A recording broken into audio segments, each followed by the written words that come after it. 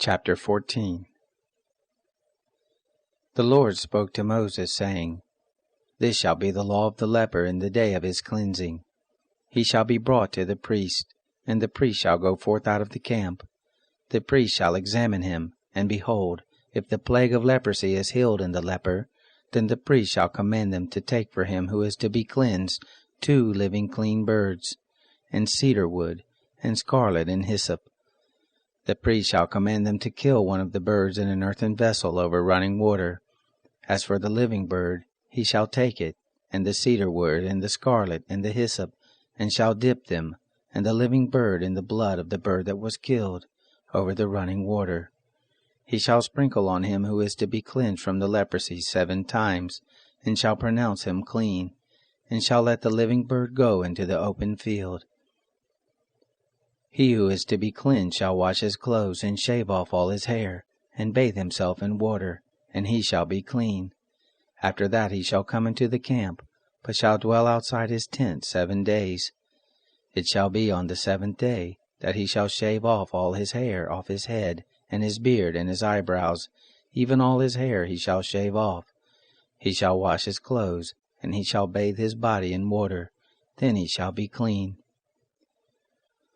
On the 8th day he shall take 2 male lambs without blemish, and 1 ewe lamb a year old without blemish, and 3/10 of an ephah of fine flour, for a meal offering, mingled with oil, and 1 log of oil. The priest who cleanses him shall set the man who is to be cleansed and those things before the Lord at the door of the tent of meeting. The priest shall take 1 of the male lambs, and offer him for a trespass offering, with the log of oil, and wave them for a wave offering before the Lord. He shall kill the male lamb in the place where they kill the sin offering and the burnt offering, in the place of the sanctuary. For as the sin offering is the priest, so is the trespass offering, it is most holy. The priest shall take some of the blood of the trespass offering, and the priest shall put it on the tip of the right ear of him who is to be cleansed, and on the thumb of his right hand, and on the big toe of his right foot. The priest shall take some of the log of oil, and pour it into the palm of his own left hand. The priest shall dip his right finger in the oil that is in his left hand, and shall sprinkle some of the oil with his finger 7 times before the Lord. The priest shall put some of the rest of the oil that is in his hand on the tip of the right ear of him who is to be cleansed, and on the thumb of his right hand, and on the big toe of his right foot, upon the blood of the trespass offering. The rest of the oil that is in the priest's hand he shall put on the head of him who is to be cleansed, and the priest shall make atonement for him before the Lord. The priest shall offer the sin offering, and make atonement for him who is to be cleansed because of his uncleanness, and afterward he shall kill the burnt offering. The priest shall offer the burnt offering and the meal offering on the altar. The priest shall make atonement for him, and he shall be clean. If he is poor and can't afford so much, then he shall take 1 male lamb for a trespass offering to be waved, to make atonement for him, and 1/10 of an ephah of fine flour mingled with oil for a meal offering, and a log of oil, and 2 turtle doves, or 2 young pigeons, such as he is able to afford, and the one shall be a sin offering, and the other a burnt offering. On the 8th day he shall bring them for his cleansing to the priest to the door of the tent of meeting before the Lord. The priest shall take the lamb of the trespass offering and the log of oil, and the priest shall wave them for a wave offering before the Lord. He shall kill the lamb of the trespass offering. The priest shall take some of the blood of the trespass offering, and put it on the tip of the right ear of him who is to be cleansed, and on the thumb of his right hand, and on the big toe of his right foot. The priest shall pour some of the oil into the palm of his own left hand, and the priest shall sprinkle with his right finger some of the oil that is in his left hand 7 times before the Lord. Then the priest shall put some of the oil that is in his hand on the tip of the right ear of him who is to be cleansed, and on the thumb of his right hand, and on the big toe of his right foot, on the place of the blood of the trespass offering. The rest of the oil that is in the priest's hand he shall put on the head of him who was to be cleansed, to make atonement for him before the Lord. He shall offer 1 of the turtle doves, or of the young pigeons, such as he is able to afford, even such as he is able to afford the one for a sin offering, and the other for a burnt offering, with the meal offering. The priest shall make atonement for him who is to be cleansed before the Lord. This is the law for him in whom is the plague of leprosy, who is not able to afford the sacrifice for his cleansing. The Lord spoke to Moses and to Aaron, saying, When you have come into the land of Canaan, which I give to you for a possession, and I put a spreading mildew in a house in the land of your possession, then he who owns the house shall come and tell the priest, saying, There seems to me to be some sort of plague in the house. The priest shall command that they empty the house before the priest goes in to examine the plague, that all that is in the house not be made unclean. And afterward the priest shall go in to inspect the house. He shall examine the plague, and behold, if the plague is in the walls of the house, with hollow streaks, greenish or reddish, and it appears to be deeper than the wall, then the priest shall go out of the house to the door of the house, and shut up the house 7 days. The priest shall come again on the 7th day and look. If the plague is spread in the walls of the house, then the priest shall command that they take out the stones in which is the plague, and cast them into an unclean place outside the city. And he shall cause the inside of the house to be scraped round about, and they shall pour out the mortar that they scraped off outside of the city into an unclean place. They shall take other stones, and put them in the place of those stones, and he shall take other mortar, and shall plaster the house. If the plague comes again, and breaks out in the house, after he has taken out the stones, and after he has scraped the house, and after it was plastered, then the priest shall come in and look. And behold, if the plague is spread in the house, it is a destructive mildew in the house, it is unclean. He shall break down the house, its stones and its timber, and all the house's mortar. He shall carry them out of the city into an unclean place. Moreover, he who goes into the house while it is shut up shall be unclean until the evening. He who lies down in the house shall wash his clothes, and he who eats in the house shall wash his clothes. If the priest shall come in and examine it, and behold, the plague hasn't spread in the house, after the house was plastered, then the priest shall pronounce the house clean, because the plague is healed.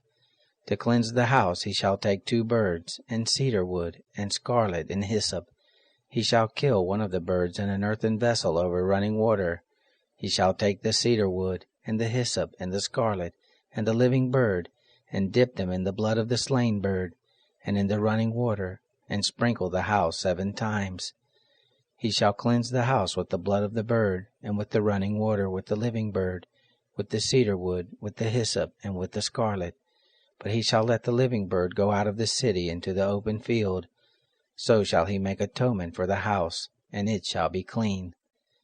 This is the law for any plague of leprosy, and for an itch, and for the destructive mildew of a garment, and for a house, and for a rising, and for a scab, and for a bright spot, to teach when it is unclean, and when it is clean. This is the law of leprosy.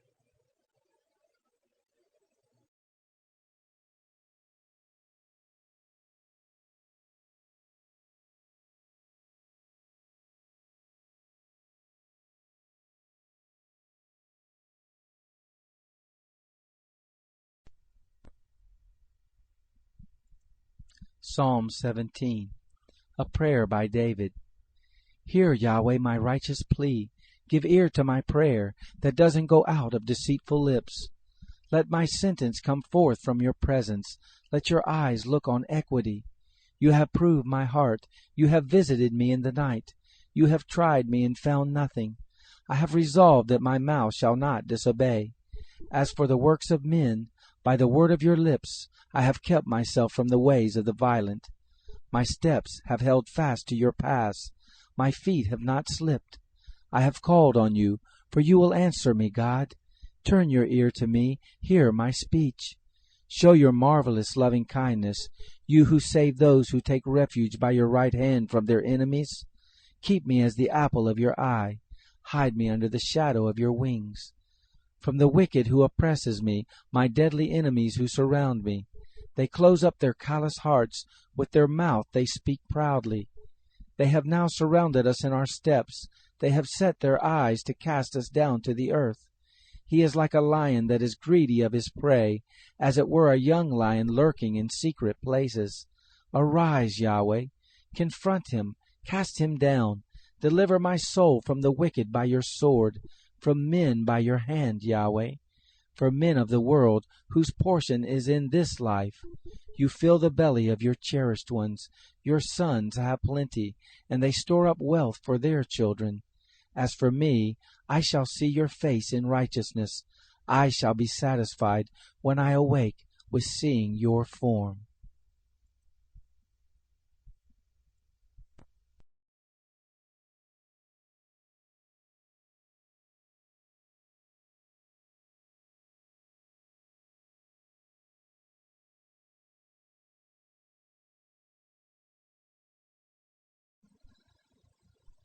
Proverbs chapter 28. The wicked flee when no one pursues, but the righteous are as bold as a lion. In rebellion a land has many rulers, but order is maintained by a man of understanding and knowledge. A needy man who oppresses the poor is like a driving rain which leaves no crops. Those who forsake the law praise the wicked, but those who keep the law contend with them. Evil men don't understand justice, but those who seek Yahweh understand it fully. Better is the poor who walks in his integrity than he who is perverse in his ways and he is rich. Whoever keeps the law is a wise son, but he who is a companion of gluttons shames his father. He who increases his wealth by excessive interest gathers it for one who has pity on the poor. He who turns away his ear from hearing the law, even his prayer is an abomination. Whoever causes the upright to go astray in an evil way, he will fall into his own trap, but the blameless will inherit good. The rich man is wise in his own eyes, but the poor who has understanding sees through him. When the righteous triumph, there is great glory, but when the wicked rise, men hide themselves. He who conceals his sins doesn't prosper, but whoever confesses and renounces them finds mercy. Blessed is the man who always fears, but one who hardens his heart falls into trouble. As a roaring lion or a charging bear, so is a wicked ruler over helpless people. A tyrannical ruler lacks judgment. One who hates ill-gotten gain will have long days. A man who is tormented by lifeblood will be a fugitive until death. No one will support him. Whoever walks blamelessly is kept safe, but one with perverse ways will fall suddenly. One who works his land will have an abundance of food, but one who chases fantasies will have his fill of poverty. A faithful man is rich with blessings, but one who is eager to be rich will not go unpunished. To show partiality is not good, yet a man will do wrong for a piece of bread. A stingy man hurries after riches and doesn't know that poverty waits for him. One who rebukes a man will afterward find more favor than one who flatters with the tongue. Whoever robs his father or his mother and says, "It's not wrong," he is a partner with a destroyer. One who is greedy stirs up strife, but one who trusts in Yahweh will prosper. One who trusts in himself is a fool, but one who walks in wisdom, he is kept safe. One who gives to the poor has no lack, but one who closes his eyes will have many curses. When the wicked rise, men hide themselves, but when they perish, the righteous thrive.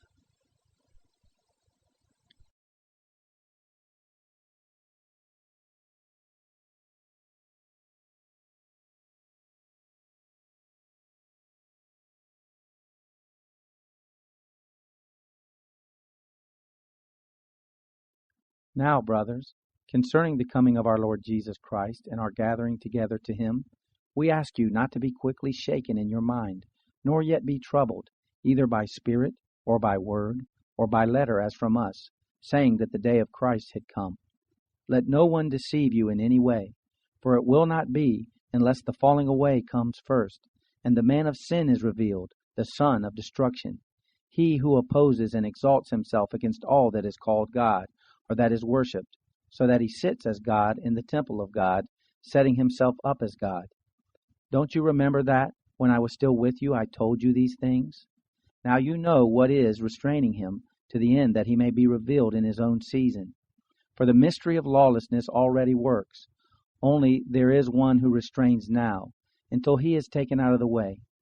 Then the lawless one will be revealed, whom the Lord will kill with the breath of his mouth, and bring to nothing by the brightness of his coming, even he whose coming is according to the working of Satan, with all power and signs and lying wonders, and with all deception of wickedness for those who are being lost, because they didn't receive the love of the truth, that they might be saved. Because of this, God sends them a working of error, that they should believe a lie, that they all might be judged who didn't believe the truth, but had pleasure in unrighteousness. But we are bound to always give thanks to God for you, brothers, loved by the Lord, because God chose you from the beginning for salvation, through sanctification of the Spirit and belief in the truth, to which he called you through our gospel, for the obtaining of the glory of our Lord Jesus Christ. So then, brothers, stand firm and hold the traditions which you were taught by us, whether by word or by letter.